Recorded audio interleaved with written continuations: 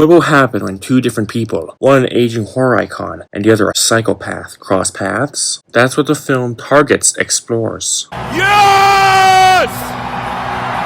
The film stars the late Boris Karloff in his final role. The film was directed by Peter Bogdanovich, who also appears in it, and produced by the King of Bees himself, Roger Corman. The plot of the film is about an aging horror icon who contemplates retirement amid modern culture of random violence, while a disturbed young gun collector embarks on an unprovoked killing spree. Oh boy. The film was loosely based on the case of Charles Whitman, a mass shooter who committed the University of Texas Tower shootings in 1966. Peter Bogdanovich got the chance to make Targets because Boris Karloff owed Roger Corman 2 days of work. Corman allowed Bogdanovich to create any film he wanted, as long as he featured Karloff and stayed within budget. He also asked Bogdanovich to incorporate footage from The Terror into Targets, using it as a fictional film within the story. This creative decision contributed to Targets' iconic narrative. Roger Corman goes into more details about the making of Targets in his Criterion Pix video about the film. What you talking about, Willis? This was Boris Karloff's last film before his retirement and death. Also, after his death, a lot of posthumous releases came in the early 1970s. This film is a farewell to his acting career since Boris Karloff is technically playing himself in this film.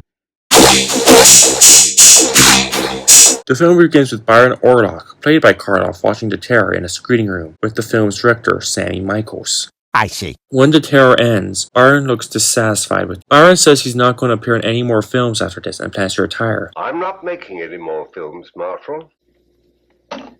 What? What, Byron?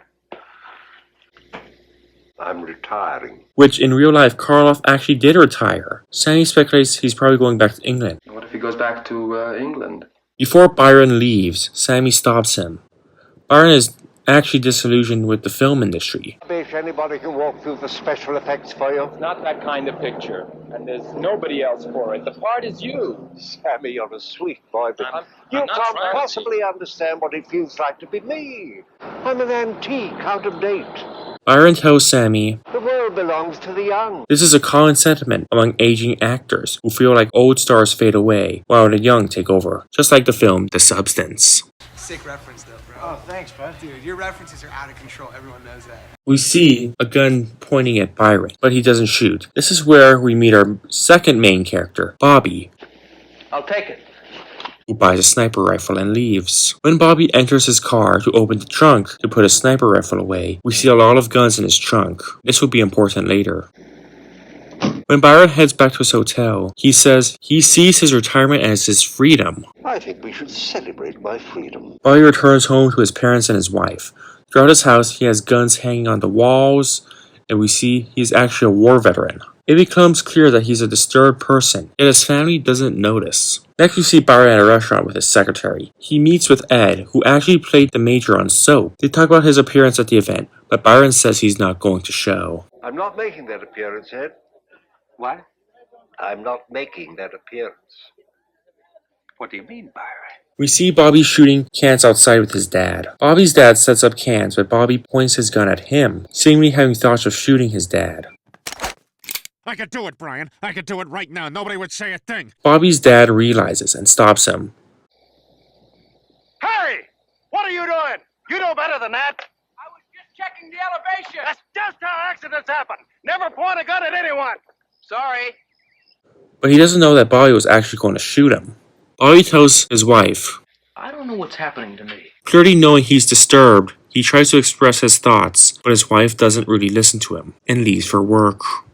Byron heads out to TV with his parents. The darkness symbolizes his disturbed state. Bobby then steps outside, retrieves a gun from the trunk, and returns back inside. At the hotel, Byron watches one of his old films, feeling nostalgic about the past. He's actually watching The Criminal Code, directed by Howard Hawks. Sammy comes to the hotel room to get a script, but gets distracted by the film. Sammy enjoys watching it, and this moment highlights that no matter how old a film is, people of any age or generation can still enjoy it. Byron tells Sammy, Everybody's dead. I feel like a dinosaur. Sammy reassures him that he'll always be a star. Byron tells Sammy, My kind of horror isn't horror anymore. There we are.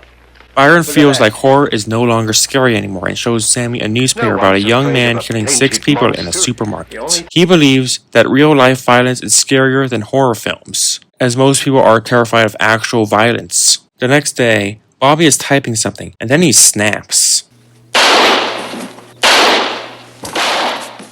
Oh my God, no!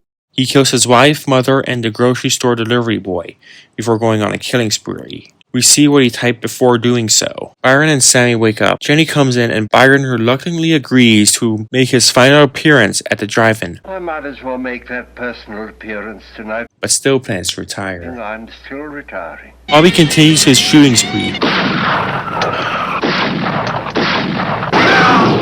and hides. As night falls, the premiere of Byron's film begins. The place is a film showcasing that classic films never die and are still respected by audiences. Bobby starts shooting again, The light! Stay in there, keep down. Somebody's shooting out here. There's a sniper in here. and the people at the drive-in begin to notice. He shoots multiple people, wounding Jenny.